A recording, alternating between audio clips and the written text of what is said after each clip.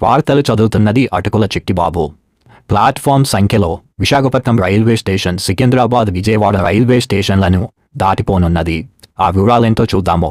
Indian railways Visakhapatnam railway station coaching yard రీమోడలింగ్ని 299 కోట్లతో చేపట్టాలని నిర్ణయం తీసుకుంది.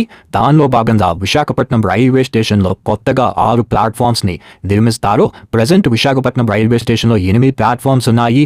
కొత్తగా 6 ప్లాట్ఫామ్స్ అందుబాటులోకి వస్తే అప్పుడు ప్లాట్ఫామ్స్ సంఖ్య 14 అవుతుంది. ప్రజెంట్ సికింద్రాబాద్ విజయవాడ రైల్వే స్టేషన్లో 10 ప్లాట్ఫామ్స్ మాత్రమే ఉన్నాయి. సో విశాఖపట్నంలో 14 ప్లాట్ఫామ్స్ వస్తే ఇంకా ప్లాట్ఫామ్ సంఖ్య పరంగా సికింద్రాబాద్ మరియు విజయవాడని దాటిపోతుంది విశాఖపట్నం రైల్వే స్టేషన్.